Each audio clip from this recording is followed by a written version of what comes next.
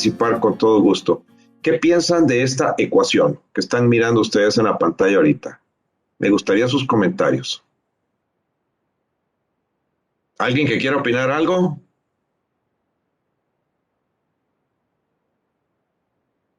¿Alguno? ¿Nadie?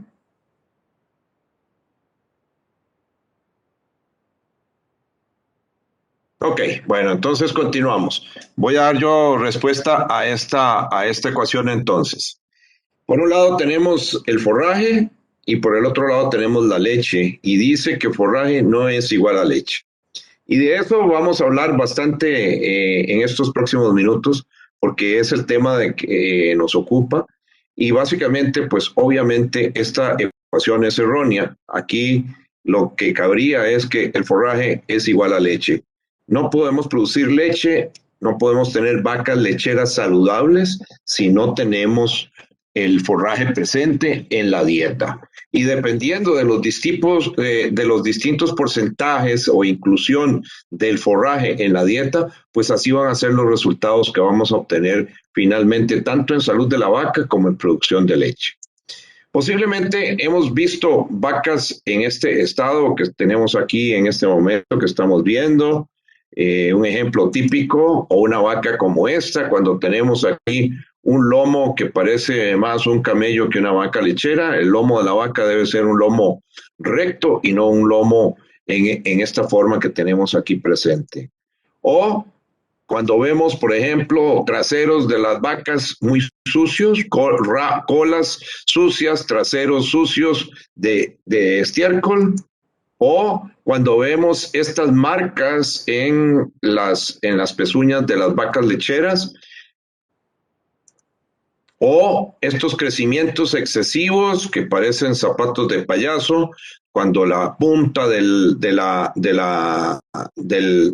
casco de la pezuña empieza a levantarse y la vaca empieza a sentarse más en los talones de su pata.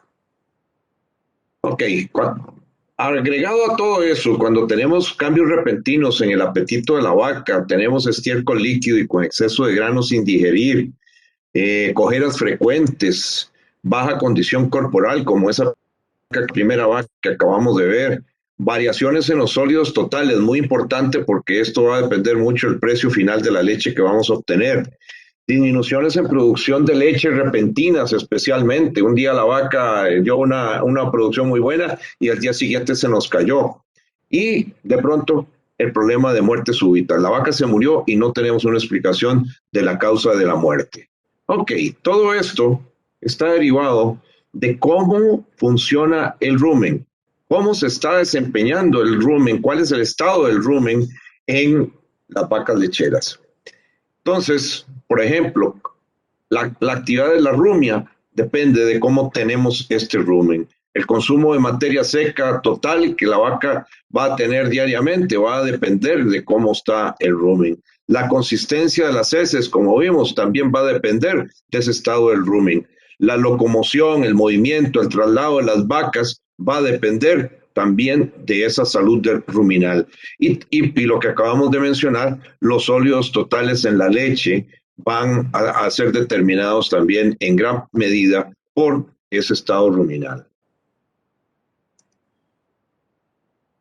El rumen es algo maravilloso que creó la naturaleza, que creó el Todopoderoso, y en el cual hay una simbiosis en condiciones naturales, pues diríamos que perfecta, entre los microorganismos que habitan ese rumen y la vaca. Básicamente la digestión que se da en el rumen es una digestión por bacterias y tenemos distintos tipos de bacterias. Aquí menciono algunas nada más. Por ejemplo, las bacterias celulolíticas, que son las que nos ayudan a digerir la fibra, las amilolíticas, los almidones, lipolíticas, las grasas, bacterias que son capaces de utilizar azúcares como los que están presentes en la melaza, o algunas bacterias que son muy útiles, que son capaces de utilizar ácidos que se producen en el mismo rumen, como ya vamos a ver más adelante.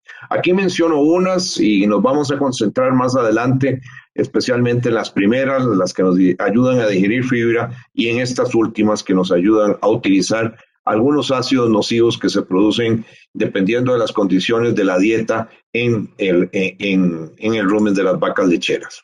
Ok, para entender qué es la acidosis ruminal, vamos a mencionar que cuando tenemos un consumo alto de carbohidratos, y cuando hablo de carbohidratos estoy hablando especialmente de almidones y azúcares que son rápidamente fermentables en el rumen.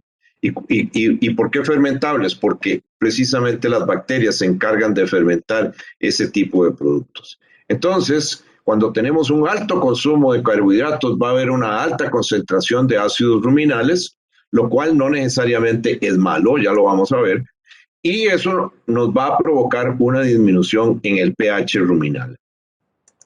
Por otro lado, cuando tenemos disminuciones en el consumo de fibra efectiva, ya más adelante vamos a hablar un poquito de qué es fibra efectiva, entonces vamos también a tener una disminución en la rumia y del efecto buffer que tiene la saliva que la vaca misma produce para de alguna manera controlar el pH ruminal. Pero entonces, si disminuye la rumia, disminuye la producción de saliva, disminuye el efecto buffer de esa saliva y por tanto eso va a contribuir de nuevo a una disminución en el pH ruminal. También, si tenemos una disminución del consumo de fibra efectiva, por otro lado, vamos a tener una merma en la fibra ruminal o en la malla ruminal. Hay una malla de una barrera, digamos, fibrosa que siempre estaba presente en el rumen y que es determinante para la velocidad de tránsito de todos los productos que llegan al rumen. Al disminuir esa fibra ruminal, disminuye el tiempo de retención en el rumen, lo cual es nocivo porque entonces las bacterias no van a tener suficiente tiempo de atacar ese alimento y va a transitar más rápido por el rumen, disminuyendo la digestión tanto de la fibra como de otros productos presentes en la dieta del animal. Al tener eso, vamos a tener un efecto entonces determinante en el rendimiento del animal y nos va a provocar esa disminución en la condición corporal que ya vimos o una disminución en los sólidos totales o una disminución en la producción de leche. Si hay alguna pregunta con respecto a este cuadro, me gustaría que lo anotaran por ahí para evacuarlo posteriormente. Bien, las causas, ya lo hemos visto. Presencia de carbohidratos de rápida fermentación. ¿Cuáles son esos carbohidratos? Provenientes, por ejemplo, de los granos como el maíz y el sorgo, de la melaza, que es azúcar, o de subproductos agrícolas como el banano, la piña, la yuca o los cítricos, el caso de la naranja, que es muy utilizado en nuestro país. Ahora bien, no quiero con esto satanizar este tipo de productos. Estos productos los necesitamos para tener altos niveles de producción, solo que hay que manejarlos con cierto cuidado y que van a depender de otros elementos presentes en la dieta. Bien, aquí esta es otra de las causas. ¿Qué miramos acá? Básicamente es fácilmente observable que hay una falta muy grande de disponibilidad de forraje. Este animal está prácticamente comiendo a nivel de piso, a nivel de suelo. Este animal, una vez que levantó la cabeza, cuando estaba haciendo esta filmación, tenía todo el morro lleno de tierra seca, básicamente porque, como ven, está raspando el suelo. Entonces no tenemos una buena disponibilidad de fibra y por tanto tenemos un bajo consumo de fibra efectiva. Otra posibilidad para tener una bajo nivel de fibra efectiva es que tengamos forrajes muy suculentos, forrajes, por ejemplo, cuando vienen las primeras lluvias, que tenemos un crecimiento excesivo, altos niveles de potasio, altos niveles de proteína soluble, pero muy bajos en fibra y muy altos en humedad, muy llenos de agua los pastos. Entonces, o por allá en octubre, noviembre, diciembre, cuando en ciertas zonas tenemos altas precipitaciones, tenemos una gran nubosidad y entonces disminuye el crecimiento de los pastos y sobre todo bajas mucho su nivel de fibra. Esas condiciones, sumado a lo anterior que mencionábamos de altos consumos de carbohidratos, es lo que nos da esa condición crítica del rumen. Entonces, a esto me refería anteriormente cuando hablaba de la malla ruminal. Esta fibra acá presente es muy importante, mencionaba, para hacer una retención, es un freno, es el freno que nos ayuda a retener los ingredientes de la dieta que son valiosos, como el caso de los granos, para que sean atacados por las bacterias y que tengamos una eficiente digestión de los mismos y un mejor aprovechamiento. Y ahorita que estamos hablando y que de todos es sabido del aumento en los precios de los granos, del aumento en el precio de los concentrados, no una cuestión de Costa Rica, sino un asunto que se deriva del mercado mundial de los granos. Entonces, ese grano tenemos que cuidarlo, tenemos que aprovecharlo de la mejor forma posible y evitar que se pierda en un tránsito rápido por el rumen a falta de esa fibra efectiva que necesitamos tener en el rumen. Bien. Un cuadro, dijimos antes que la digestión de carbohidratos es sinónimo de producción de ácidos. Y mencioné también que no necesariamente la producción de ácidos es nociva, porque tenemos algunos ácidos grasos volátiles, como se llaman, producto de esa digestión de los distintos ingredientes en el rumen, que son muy beneficiosos. Por ejemplo, tenemos esta curva superior acá, que es el ácido acético, que es un precursor de la grasa en la leche. Entonces necesitamos que se produzca el ácido acético y ojalá en buenas cantidades porque así vamos a tener un mayor nivel de grasa en la leche. Por otro lado, tenemos esta otra curva acá, que es la del ácido propiónico.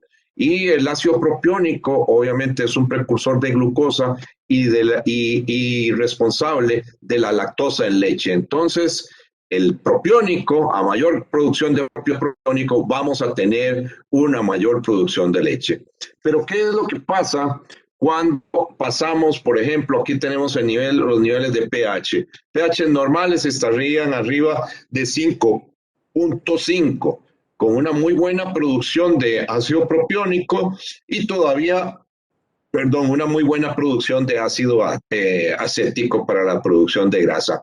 Pero cuando pasamos la línea del pH 5.5, empieza a producirse un ácido que es nocivo para la salud ruminal y es el ácido láctico. El ácido láctico es el responsable de la acidosis y si bien es cierto que por debajo de 5.5 todavía sigue un aumento violento del ácido propiónico, que es, repito, responsable de la producción de leche, vemos que el ácido acético se nos cae. Entonces, ¿qué va a pasar a nivel de la calidad de la leche? Se nos va a bajar la grasa en la leche y por tanto se nos caen los sólidos.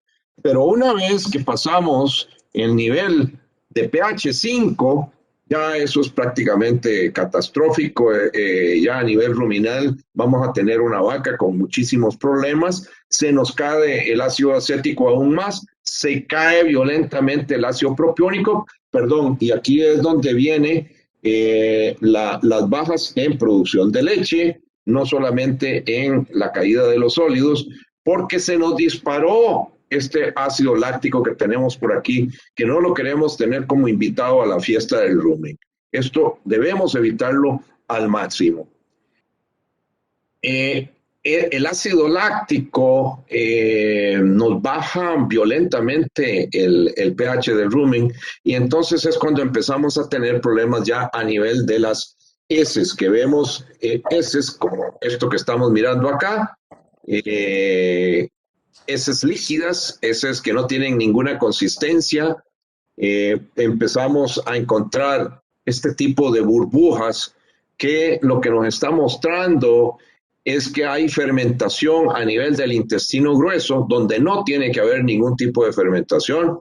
Las fermentaciones normales tienen que darse dentro del rumen y no en el tracto posterior digestivo. Y cuando este gas empieza a producirse a nivel del del intestino grueso. Lo que quiere decir es que hay partículas de alimento que están escapando a esa digestión bacterial a nivel ruminal y que están entonces fermentando en el tracto posterior. Esto es nocivo, esto es cuando encontramos estiércol fétido, cuando entramos a una sala de ordeño y apesta realmente, aunque el olor del estiércol no siempre es muy agradable, pero esto es típico de una acidosis cuando existe ese olor tan fuerte, tan fétido en las heces, producto de estos gases que se están expulsando al exterior y que sale obviamente con cada una de las deposiciones de estiércol de las vacas. Vemos este burbujero, esto a veces nos acostumbramos en las lecherías a ver estiércol de este tipo y esto no es para nada normal. Esto es un síntoma, un signo de alarma y que debemos entonces que atacar la alimentación inmediatamente. Vemos, por ejemplo, en esta muestra de estiércol mucho grano presente, grano que está escapando, grano que perdimos y que es caro, como estaba mencionando anteriormente, y sobre todo en este momento con el alza de los precios de los granos. Y vemos presencias a veces de sangre, estas muestras sanguinolentas, que eso es producto del gas que se produce en el intestino grueso y que irrita la mucosa intestinal y que entonces muchas veces se desprende esa mucosa y la encontramos en el estiércol. A veces es confundida con una muestra ¿cómo se llama?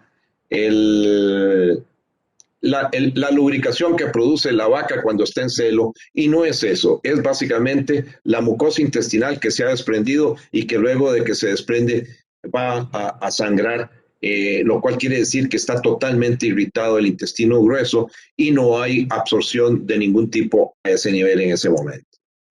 Ok, lo que estaba diciendo, ¿qué es lo que pasa? Que en vez de fermentarse el alimento a nivel ruminal, cambia de sitio y va entonces a fermentarse en el intestino grueso y en el ciego. Y entonces vamos a perder muchos nutrientes que van a sobrepasar el rumen y que van a salir al exterior. Vemos esta otra muestra y esto es muy típico. Cuando ustedes encuentren fibra larga, y siempre le digo a los productores, dense una vuelta por las salas de ordeño, por los corrales de espera y a patear estiércol. ¿Para qué? Para tratar de encontrar lo que vemos aquí en esta muestra, que es algo para mí muy típico de cuando tenemos este tipo de problemas digestivos. Vemos acá una moneda de 100 colones para tenerlo como referencia de tamaño y vean el tamaño de esta fibra. Cuando tenemos fibra de más de 1 centímetro de largo, es decir, quiere decir que tenemos una pésima digestión en ese rumen y que la vaca no está digiriendo bien. Vemos presencia de grano, obviamente. Vemos incluso pasto verde. Véanlo acá, verde. No sufrió absolutamente ninguna transformación. Así como la vaca lo comió, así salió expulsado luego al exterior por el recto. Entonces, ¿qué es lo que tenemos acá? Una pérdida de nutrientes muy importante y donde obviamente hay un trastorno digestivo serio y que tenemos que afrontar obligatoriamente para evitar problemas futuros más serios en la vaca, como ya vamos a ver, y que pueden llegar a provocar incluso la muerte del animal. Vean esta otra, mucho grano presente. Veanlo acá, esto es en el potrero. Esta foto fue tomada por allá en el volcán Irazú, como a 3.000 metros de altura. Vean la presencia tan grande de grano que no fue aprovechado por la vaca y que prácticamente se convierte en un fertilizante de los pastos. Y el grano es muy caro para estarlo nosotros ocupando como fertilizante eventualmente en las pasturas. Esto es un caño de lavado en una sala de ordeño. Es decir, vean la cantidad de grano tan exagerado que está quedando sin digerir y que se pierde. Daños a nivel del rumen. Ok, estas son las papilas ruminales, esta es la pared interna del rumen.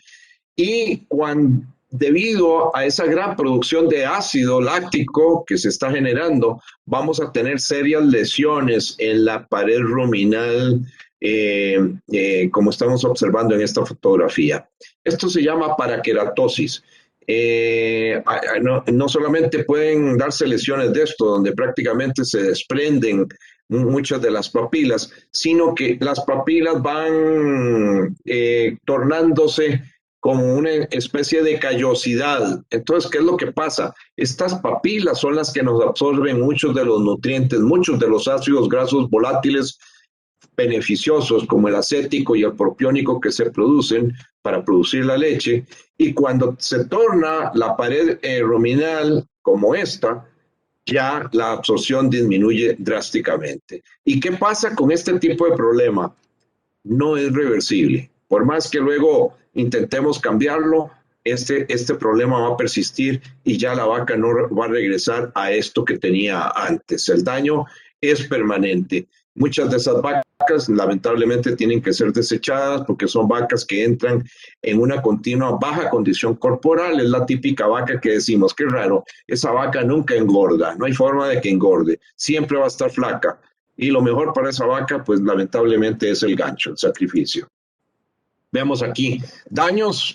Esto es un rumen sano, aquí un rumen ya con problemas. Y los problemas también se pueden dar, obviamente, con daños hepáticos a nivel del hígado, obviamente, que entonces ya se empiezan a formar abscesos y a comprometer el normal comportamiento del hígado. Otra cosa que tenemos que observar es el movimiento de las vacas, cuando hay muchas vacas que se apoyan en una sola pata, cuando vemos vacas con cojeras severas, cuando vemos las vacas con las espaldas arqueadas. Siempre es recomendable uno estar observando las vacas caminar, tanto cuando vienen a la sala de ordeño, cuando se retiran de la sala de ordeño y van camino al potrero, observar las vacas caminar una por una. Ese es tiempo muy bien utilizado para el productor cuando realiza esa práctica por lo menos una vez a la semana para detectar vacas con problemas. Lesiones en las pezuñas, ya vimos algo antes, este tipo de marcas en la pezuña, o este otro de tipo vertical donde se quiebra la pezuña y que obviamente va a implicar problemas de locomoción. O como lo podemos ver en estas otras, ya lesiones en la suela, úlceras como esta que tenemos aquí. Vamos a tener infección acá de la línea blanca que se llama, ¿verdad? Con abscesos internos. Entonces, eso lo único que nos va a provocar de nuevo es vacas cojas, vacas rencas. Vean aquí que ya hay una lesión seria. Vemos aquí el talón inflamado, y aquí ya hay una abertura que es típica y obviamente propicia para que ingresen bacterias y provocar infección como la que ya tiene esta pezuña acá. Entonces, los vasos sanguíneos que irrigan el casco son sensibles a las toxinas que se producen cuando aumenta el nivel de ácido láctico, porque el ácido láctico provoca muerte de bacterias en el rumen y eso produce toxinas. Y al empezar a circular esas toxinas en sangre, los vasos, como repito, son sensibles a dichas toxinas, entonces se expanden y aumenta la presión en la pezuña, y es cuando empezamos a ver un crecimiento excesivo como el que vimos al principio de la pezuña, que la pezuña crece y crece, y por más que lo recortemos, pues no logramos un control del crecimiento de esa pezuña, y es básicamente porque al aumentar el tamaño de los vasos que están irrigando esta pezuña, va a aumentar el flujo de nutrientes hacia la pezuña que provocan un crecimiento exagerado de la misma. Y obviamente cuando tenemos este tipo de lesiones de nuevo, esa es una cojera que ya no se va a resolver fácilmente y que posiblemente tarde o temprano tengamos que desechar esa vaca. Bien, un resumen de lo que hemos estado hablando del tema de acidosis. Básicamente, La alimentación con grandes cantidades de carbohidratos de fácil digestión es una de las causas. Eso nos produce ácido láctico, como ya hemos visto, una disminución en el pH del rumen y aumenta la acidez. Hay muerte de bacterias beneficiosas para la vaca, como en el caso de las celulolíticas, por eso nos disminuye la digestión de la fibra. Hay producción de toxinas, hay producción de histamina, por eso muchas veces cuando tenemos este tipo de cojeras o problemas de acidosis, aplicamos a través de una inyección un antihistamínico y la vaca mejora temporalmente, pero si no corregimos el problema de alimentación, va a volver a las mismas. Y entonces vamos a tener una deficiente circulación a nivel básicamente de las pezuñas.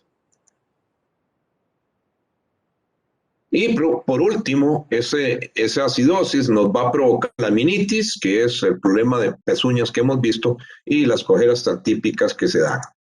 Bien, cuando estamos viendo esos síntomas, lo que estamos viendo es la punta del iceberg. Pero por debajo, internamente, en el rumen, tenemos el problema más serio, como es el problema de la paraqueratosis que ya hemos visto y que eso no lo podemos ver a simple vista. Entonces, cuando empezamos a ver vacas renquear, vacas que tienen problemas para movilizarse, apenas estamos viendo la puntita del iceberg. Y es importante tomar esto en cuenta para hacer uno consciente de que es un problema serio lo que tenemos. Sí. Bien.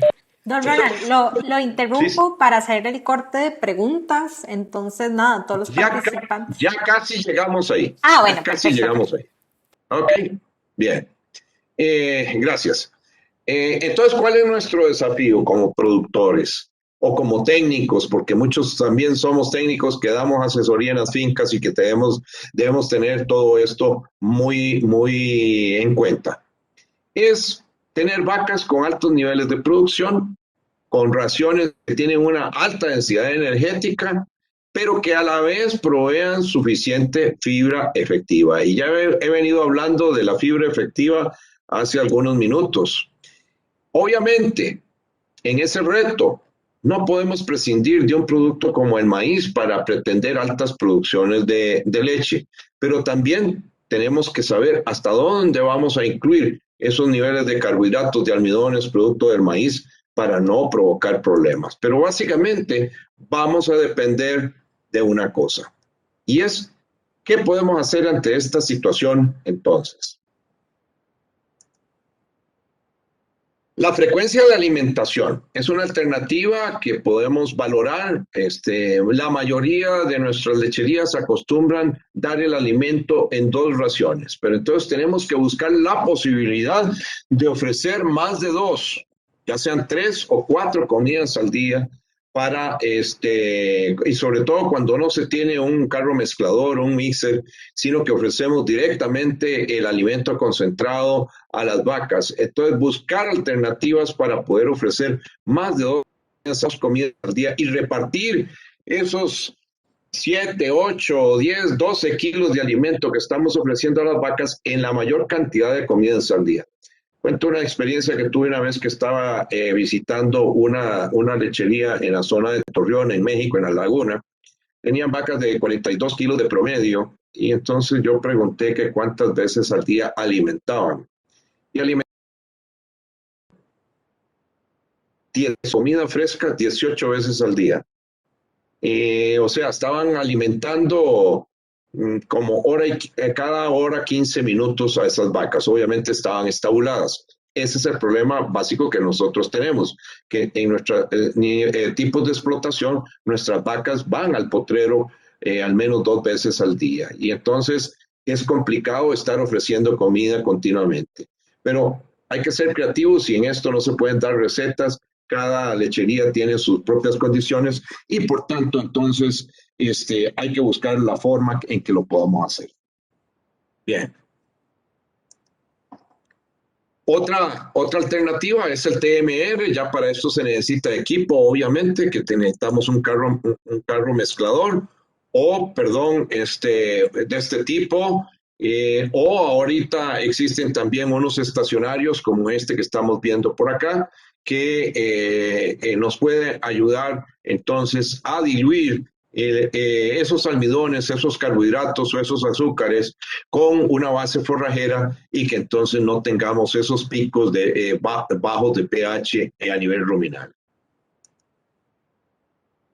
Acá tenemos un ejemplo también con ensilaje y donde va mezclado el grano. O llevar el alimento a donde están las vacas y que las vacas no se tengan que trasladar a la sala de ordeño cada vez y que pierdan energía, obviamente, caminando. Esta es una alternativa. ¿Trabajo? Sí, es trabajo, pero bueno, es una posible alternativa que podemos tener para ayudar a evitar ese tipo de problema. Bien, vemos aquí qué es lo que pasa con el pH cuando tenemos distintos tipos de dieta. Por ejemplo, la línea verde es la variación, la línea verde es la curva de cómo se presenta el pH en una dieta que es exclusivamente a base de forraje. Esta línea roja es cuando tenemos pasto más grano, es decir, por un lado tenemos el pastoreo en el potrero y por el otro lado el grano cuando las vacas vienen a la sala de ordeño. Entonces vemos que nuestros pHs van a ser muchísimo más bajos en este caso que estamos dando el grano aparte. Cuando tenemos una dieta parcialmente mezclada, que es esta línea azul, tenemos un pH bastante parecido a cuando tenemos una dieta a base de forraje. Y cuando tenemos el TMR, o sea, la dieta totalmente mezclada, vamos a tener un pH ruminal bastante estable y bastante saludable para el rumen. Entonces, una de las respuestas es, debemos a toda costa, cuando tenemos problemas de ofrecimiento de fibra efectiva, buscar las formas en que ofrezcamos una mayor cantidad de fibra a las vacas, ya sea a través de henos, ya sea a través de pastos de corte, ya sea a través de ensilajes, de enolajes, que podamos aumentar los niveles de consumo de fibra efectiva cuando la vaca no lo puede adquirir exclusivamente a través del pastoreo. Entonces llegamos finalmente a la pregunta, ¿qué es fibra efectiva? Bueno, fibra efectiva es toda aquella fibra que sea capaz de producirnos rumia.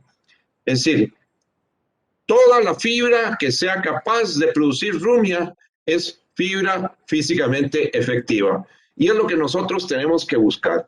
Esas fibras largas que nos ayuden a provocar rumia en la vaca para tener una mayor producción de saliva, tener un mayor efecto buffer de esa saliva y un mejor control del pH a nivel ruminal. Bien. Algo práctico para los productores es que cuando de aquellas vacas que no estén comiendo, al menos la mitad deben estar rumiando.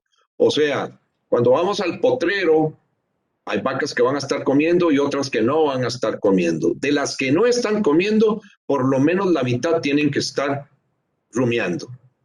Algo muy básico para aprenderlo e ir y contar cuántas vacas están rumiando de las que no están comiendo. Lo otro es contar las masticaciones por bolo. Cuando la vaca regurgita y sube el bolo a la boca para masticarlo nuevamente, empezamos a contar las masticaciones. Y no debe bajar, ojalá, de 55 masticaciones por bolo. Pasamos algunos minutitos contando en 2 o 3 vacas las masticaciones para tener un promedio y mirar cómo anda esa rumia. Una vaca normal, sobre todo una vaca Holstein que es de mayor tamaño, pues andará en una producción entre 100 y 150 litros de saliva por día. Acá hago el paréntesis para iniciar una primera sesión de preguntas para pasar ya a nuestra sección final e ir terminando ya con la presentación.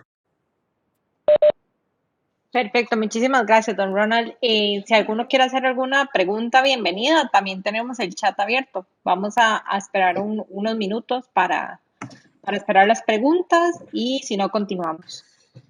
Ok, listo. Entonces, además de todas estas prácticas que hemos mencionado para evitar este tipo de problemas, como es una mayor inclusión de fibra efectiva a través de distintas formas, como ya lo vimos, la inclusión de enos, la inclusión de ensilajes, el uso de TMRs o el aumento de las frecuencias de alimentación para dar menos cantidad de alimento por cada vez que la vaca come. Existen también algunas otras alternativas que son muy pues beneficiosas, muy valiosas y que es a continuación lo que vamos a hablar ahorita. Y es el uso de aditivos. Entre estos aditivos tenemos productos químicos como los buffers y los alcalinizantes, de los cuales ahorita no me voy a meter a hablar de ellos, sería motivo de otra plática, y de aditivos microbianos. Y dentro de los aditivos microbianos, básicamente, de lo que quiero hablarles es de levadura viva. La levadura viva es un aditivo que se utiliza en las dietas de las vacas lecheras para favorecer el crecimiento de ciertas poblaciones ruminales, como las que ya mencioné, algunas que son capaces de utilizar ácido como el ácido láctico y pasármelo a propiónico. Recordamos de nuevo que el ácido láctico es nocivo, pero el ácido propiónico es muy beneficiosa. Y hay bacterias. Don Ronald, disculpe, Sí, lo sí. interrumpo porque nos aparecieron dos preguntas por acá. Entonces, si gusta, las Ah, podemos revisar de una vez. vamos a revisarlas. Ok, listo. Perfecto. La primera dice, con las grasas sobrepasantes voy a tener un mejor aprovechamiento de las fibras efectivas. No, la grasa de sobrepaso es muy útil porque es una forma de dar energía a la vaca que no proviene de almidones. Es una alternativa muy buena para brindar un mayor nivel de energía a la vaca, pero más bien las grasas tienen un límite de uso porque si me paso de cierto nivel, voy a envolver la fibra la partícula de fibra y entonces me la va a aislar de la acción de las bacterias, de los microorganismos. Entonces, una partícula de fibra cubierta de grasa, las bacterias no van a tener la capacidad para penetrar esa fibra y digerirla. Entonces, repito, si se excede en el uso de la grasa de sobrepaso.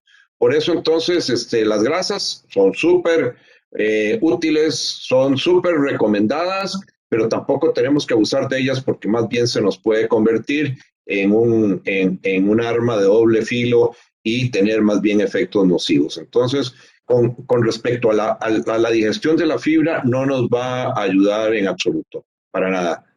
De nuevo, quiero hacer énfasis en que son muy recomendadas y que posiblemente en vacas de alta producción lechera tenemos que usarlas.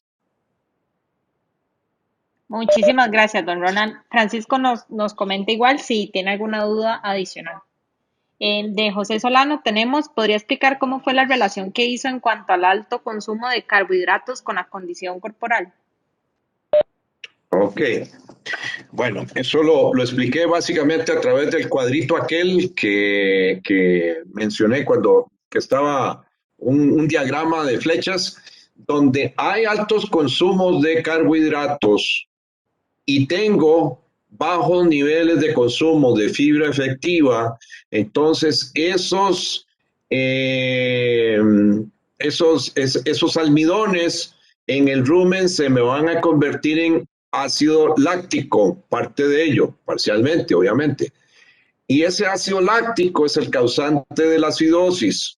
La acidosis lleva a distintos problemas, como es problemas de laminitis, problemas de cojeras, y problemas de paraqueratosis, que fue aquello que vimos donde mencionábamos las lesiones en la pared ruminal, las lesiones en las vellosidades ruminales y que entonces me baja la absorción de nutrientes y la formación de una especie de callosidad a nivel del rumen y que por tanto disminuye la absorción de nutrientes.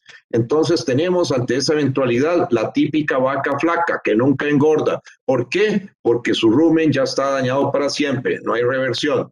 Entonces de ahí viene esa baja en la relación de los usos de altas cantidades de almidones, finalmente luego de una cadena de eventos, como ya he explicado, llegar a tener una baja condición corporal. Repito, y no quiero aquí satanizar el grano, es que lo utilicemos en forma racional, que lo utilicemos, porque lo más importante para producir leche, como vimos al principio, cuando puse la lámina de la ecuación, es que necesitamos la presencia de forraje permanentemente. Yo una vaca lechera la puedo tener 3 días sin forraje y hágale el hueco, entiérrela, se va a morir. Necesito forraje. Y ese balance entre el forraje y el grano para poder tener una producción eficiente de leche. La siguiente, un segundo, por favor. La tercera pregunta que tenemos es ¿cuánto sería lo ideal en uso de grasas sobrepasantes o por cuánto tiempo debería de usarlas? Aquí hay distintos tipos de grasas de sobrepaso. Están los jabones cálcicos, están las grasas hidrogenadas, hay grasas que se pueden utilizar previo al parto, otras grasas que se usan postparto. Va a depender del resto de la dieta. Normalmente se usan 100 gramos, 150 gramos, 200 gramos. Es variable, porque también hay que recordar que muchas fórmulas de alimento balanceado que compramos ya de por sí traen grasa de sobrepaso. Los pastos mismos tienen algún nivel de grasa y dependiendo del pasto que utilicemos vamos a tener más o menos grasa. Ahí lo que yo le recomendaría es que busque una persona, un nutricionista, que le haga la evaluación de acuerdo a la dieta que tiene y que entonces, de acuerdo a la grasa de sobrepaso que vaya a utilizar, entonces sea la recomendación para no pasarse de los niveles máximos recomendados.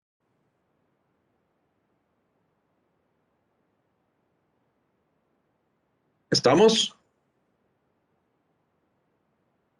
Hola. Sí, bueno, de momento no hay más preguntas, podemos continuar. Ok, mencionaba que entonces hay bacterias que favorecen la levadura viva, como la Megasphaera zeni y la Celeromonas ruminantium, que nos ayudan a pasar el ácido láctico a ácido propiónico, lo cual es muy benéfico porque me disminuye la presencia de ácido láctico a nivel ruminal, lo cual va a aumentar entonces el pH, y pasármelo a propiónico, que es un ácido graso volátil deseable para producción de leche. Ok, pero hay distintas levaduras en el mercado y esto es interesante poderlo tener clarito para cuando vamos a utilizar algún tipo de levadura, poder tener un criterio para seleccionar el producto que más nos convenga.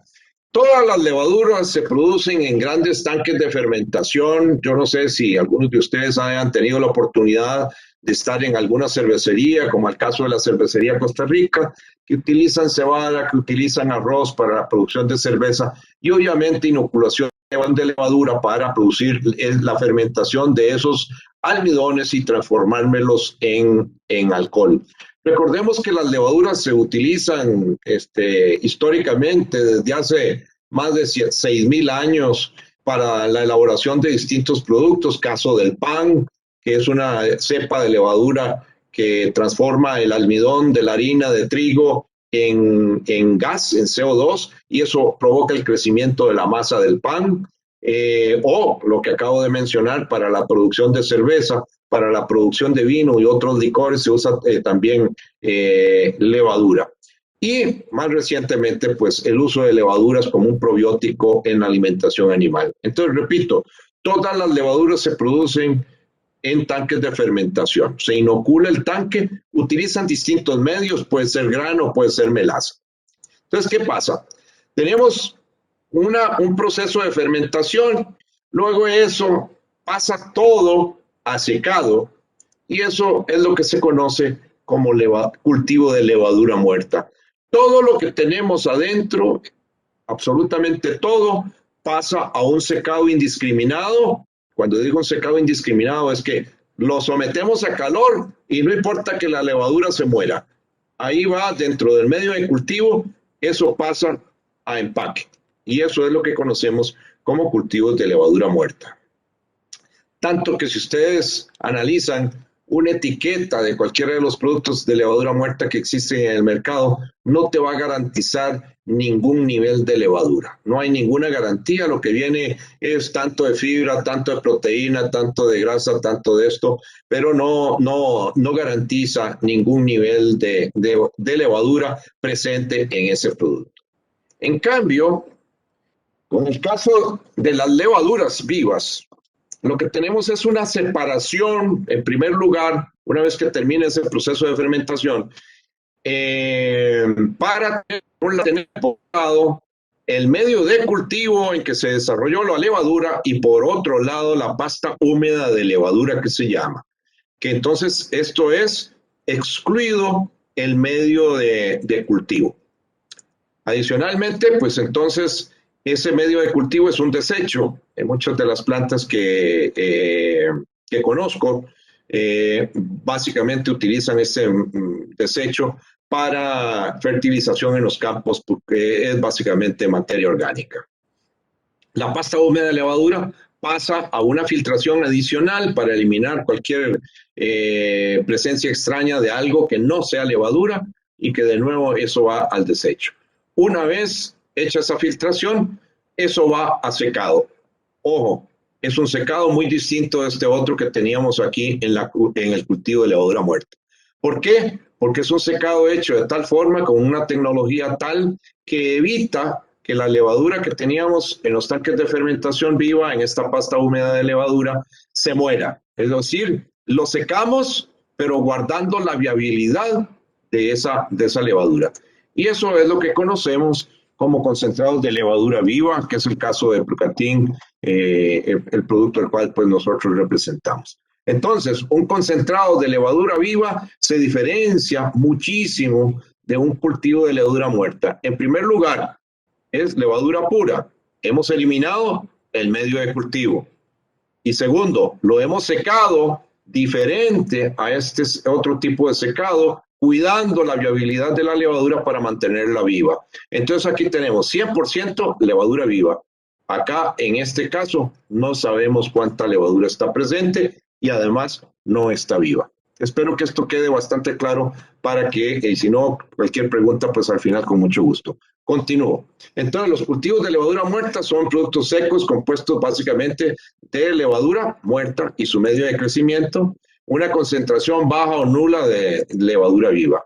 En cambio, los concentrados de levadura viva son 100% levadura sin el vehículo o medio de cultivo, es decir, ustedes no van a encontrar el grano ahí, es 100% levadura y con una concentración mínima, por ejemplo, en el caso de Prucatin, de 15 billones o 15.000 millones de unidades formadoras de colonia por gramo. Hay mucha discusión en términos de qué usar, si levadura viva o levadura muerta. Lo que sí es cierto es que se han hecho muchos trabajos de investigación y en este caso varios autores, como es el caso de Girard y de Dawson, han dicho que los extractos de levadura que no contenían células vivas no estimulan el crecimiento de las bacterias totales en el rumen, igual que lo hace la levadura viva. Y por otro lado, la levadura muerta no estimula el crecimiento de bacterias en el rumen. ¿Qué es una de las grandes diferencias que tiene la levadura viva con respecto a la levadura muerta? Es la capacidad de respiración. La levadura es lo que conocemos como un microorganismo anaeróbico facultativo. ¿Qué quiere decir eso? Que cuando hay oxígeno, tiene un metabolismo aeróbico, como es este caso. Y en ausencia de oxígeno, entonces va a manifestar un crecimiento anaeróbico. Entonces, en el rumen decimos que es un medio anaeróbico, pero eso es una verdad a medias, porque siempre a través de la rumia, a través de la alimentación, de la comida, a través del agua de bebida, siempre hay fracciones de oxígeno que están ingresando a ese rumen y que lo hacen no totalmente anaeróbico. Hay fracciones de oxígeno ahí. Entonces la levadura entra viva al rumen, se activa inmediatamente y lo que hace es consumir el oxígeno, volviéndome ese rumen mucho más anaeróbico. Vemos en este caso un trabajo que se hizo con distintas cepas de levadura y a unas cepas quitándole su capacidad respiratoria. A la cepa A y la cepa B vemos el efecto que tiene sobre el crecimiento de bacterias celulolíticas. Una cepa logra un mayor crecimiento de bacterias celulolíticas sobre la otra. Este es el control. Y si le quitamos la capacidad respiratoria a ambas cepas, vemos que se comportan igual que el control. O sea, sin esa capacidad respiratoria, no tienen ninguna facultad para aumentar el nivel de bacterias celulolíticas a nivel del rumen. Recordemos que las bacterias celulolíticas son las que nos ayudan a digerir la fibra. Bien, de nuevo, en esta pregunta, levadura muerta, levadura viva, el incremento en el número total de bacterias en el rumen es la acción principal que tiene la levadura, ya sea para aumentar la tasa de degradación de la fibra, el flujo de proteína microbiana del rumen al intestino delgado, que esto es algo muy importante, especialmente cuando tenemos dietas altas en nitrógeno no proteico, como es el caso de la urea, como es el caso de gallinaza, que pollinaza, que casi no se usa en ganado lechero, pero que alguna gente puede ser que la utilice, y el mismo pasto que tiene niveles a veces altos de nitrógeno no proteico. Al aumentar la masa microbiana a nivel ruminal, eso nos ayuda a convertirlo en una proteína de mayor calidad y que va a ser aprovechada a nivel del intestino delgado. Por acá vemos las tasas de oxígeno a nivel ruminal. La línea blanca es el control, la línea amarilla que se comporta idéntico que el control, que es una levadura muerta, y vemos en el caso de la levadura viva, que es la línea naranja, cómo nos baja notablemente a nivel del rumen la disponibilidad de oxígeno presente. En este otro tiene que ver más bien con los niveles de pH. Vemos la línea blanca, que es el control, un pH más bajo, por debajo de 6. La línea amarilla, la levadura muerta. Y la línea naranja, que nos mantiene un nivel de pH no solo más estable, sino por un nivel superior tanto que el control como la levadura muerta. Ok. Las características de la cepa son importantes. En este caso que nos ocupa, pues tiene una amplia tolerancia a los niveles de pH, soporta hasta pH de 2, hasta niveles de pH altos como 8. Vean que se afecta más por pH muy altos, que no se da a nivel digestivo, y que prácticamente no existe un pH 2 a nivel digestivo, por lo cual nos permite a veces incluso encontrar muestras de células vivas en el estiércol, en las heces de las vacas. Altas con tolerancia a condiciones de salinidad en caso de premezclas minerales, a inhibidores o antibióticos que no afectan en este caso a la viabilidad de la célula de levadura, y alta tolerancia a la oxigenación, como ya hemos visto, que pueden mantener un nivel tanto aeróbico como anaeróbico.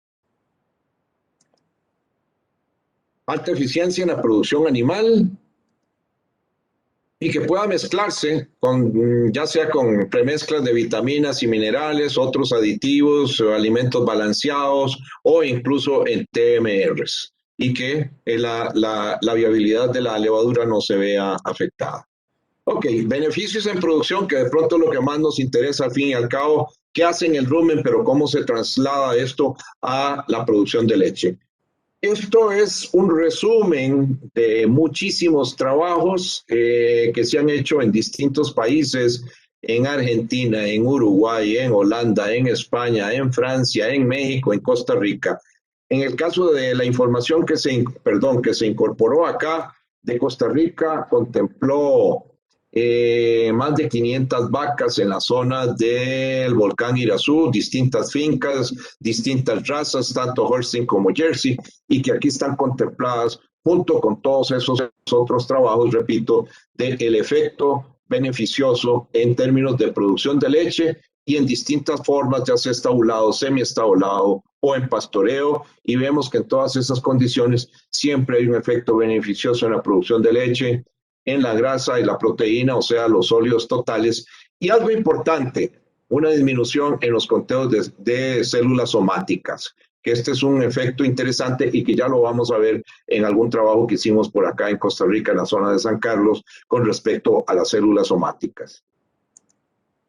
Este es un trabajo hecho en Israel. El Centro Volcani es el Instituto de Investigación Animal en Israel. fue hecho con 42 vacas, donde se utilizó 1 gramo de levadura viva por cada 4 gramos de materia seca. Lo que vamos a ver ahorita más adelante es que los consumos de materia seca son altísimos, por tanto el consumo total de levadura andará ahí por los 6-7 gramos por vaca por día. Vemos aquí, en el caso son casi 25 kilos de consumo de materia seca con respecto al control cuando está la levadura y el efecto beneficioso en el consumo. La producción láctea, vemos que son niveles de producciones bueno, Israel se caracteriza por eso, un país de altos niveles de producción, de casi 38 kilos de promedio, con la presencia de la levadura con respecto a poco más de 36 en el caso del control. La producción de leche corregida al 4%, pues andamos parecido, casi 35 con respecto a casi 33, 2 kilos de diferencia en términos de leche corregida. Nitrógeno amoniacal, lo que les mencionaba del efecto beneficioso, porque me transforma el nitrógeno no proteico a proteína microbial, y es que cuando hay la presencia de la levadura viva, me disminuye ese nitrógeno amoniacal a nivel ruminal. Estos son los trabajos que les mencioné hace un momentito sobre trabajos que se hicieron en Costa Rica. Se hicieron en 2 lugares, una finca en Sucre y otra finca en Aguasarcas. Todos los datos que aquí se reflejan de conteos de células somáticas fueron hechos por el laboratorio mismo de Dos Pinos, y ambos productores son socios de Dos Pinos. Repito, uno en la altura de Sucre y otro en la zona media de Aguasarcas. En este caso vemos cómo bajaron los niveles de células somáticas de 360,000 a 244,000.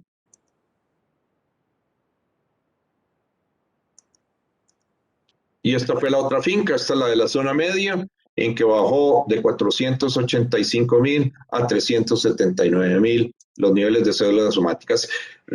Quiero hacer nada más una salvedad, y es que estos trabajos en células somáticas fueron hechos hace alrededor de unos 15 años. Los niveles tal vez de células somáticas eran más altos entonces. Hoy es difícil encontrar fincas con niveles de células somáticas arriba de 250,000, porque las prácticas de ordeño y demás prácticas de sanidad pues han mejorado muchísimo, y ya pues niveles de 485 pues sería difícil encontrarlos, aunque no descarto que hayan fincas todavía en esos niveles.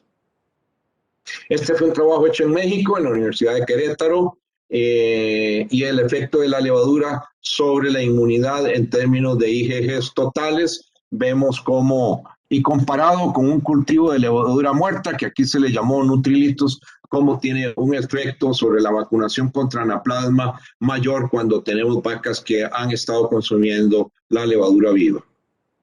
Y aquí está dividido en IgG1, IgG2, y también el mismo efecto más dramático, especialmente en términos de los IgG2, donde supera las vacas que recibieron como suplementación la levadura viva con respecto al cultivo de levadura muerta. Conclusiones, ya para terminar. Entonces hemos visto la levadura viva, y menciono aquí Lactisaf, porque Lactisaf es un producto que es idéntico al Procatin que nosotros manejamos, pero que se usa en alimentos peletizados. Dos Pinos lo utiliza en algunas de sus mezclas, tanto para caballos como para terneras, en aquellos alimentos que son peletizados. Nos ayuda a reducir la presión del oxígeno a nivel ruminal, favorece la capacidad reductora del medio ruminal, y por tanto se aumenta la actividad de bacterias estrictamente anaerobias, que son las que estamos buscando, y eso previene la acumulación de lactato y el efecto sobre acidosis y la aminitis que ya hemos visto. Entonces, esta es básicamente la ecuación de la transformación del ácido láctico a ácido propiónico que tienen este tipo de bacterias beneficiosas. ¿Qué pasó? Me brinqué algo. Los resultados con levaduras vivas son consistentes en las múltiples pruebas que se han realizado en distintas condiciones de producción, como ya se los presenté, ya sea estabulado, ya sea pastoreo, ya sea semi-estabulado. Y el Procatin 7 adicionado en la dieta de vacas lecheras pues nos va a mejorar significativamente la producción de leche y las condiciones generales de la producción. tenemos un efecto positivo en inmunidad, como lo hemos visto, que se manifiesta, por ejemplo, a través de la reducción de los conteos de células somáticas y la reducción de problemas metabólicos, como es el caso de la acidosis. Entonces llegamos finalmente a término y de nuevo pues abrimos una sesión de preguntas y respuestas si lo tienen a bien. Claro, aquí ya tenemos una pregunta. Dice, ¿la adición de bicarbonato en estos casos llega a ser una función similar a las levaduras? Ok, eso entraría de los aditivos químicos. Es una función distinta y básicamente no son tanto los carbonatos como los bicarbonatos, como el caso del bicarbonato de sodio y el óxido de magnesio, que también se utiliza como alcalinizantes, como neutralizantes de la acidez. Básicamente, para hacer una analogía y poder contestar la pregunta de una mejor forma, los aditivos químicos, como el caso del bicarbonato, no el carbonato de calcio, sino el bicarbonato de sodio, repito, es como cuando uno tiene un poquito de acidez y se toma un Alka-Seltzer. Esa es básicamente la función. Es algo inmediato en términos de la primera hora en que la vaca lo consumió y que va a tener un efecto químico a nivel ruminal para corregir el problema del pH. ¿Qué pasa con la levadura viva? Es un efecto a más largo plazo. Precisamente el efecto de control de la acidez empieza a manifestarse después de la primera hora de consumo. Entonces esto es más bien como el BioPlus, este vasito que vende Dos Pinos, que es un probiótico y que nos ayuda en la parte digestiva y que eventualmente nos podría ayudar a corregir un problema de acidez estomacal que nosotros podamos estar padeciendo. Entonces, son acciones distintas pero complementarias. No sustituye ni la levadura viva al bicarbonato o al óxido de magnesio, ni a la inversa tampoco, sino que son acciones complementarias, actúan en forma diferente, pero que se pueden complementar en forma excelente.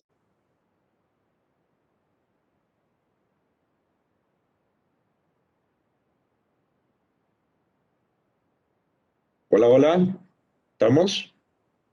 Sí, voy a revisar. Bueno, tenemos una adicional de Irene. Dice, ¿hay algún efecto residual cuando uno suspende la oferta de levadura?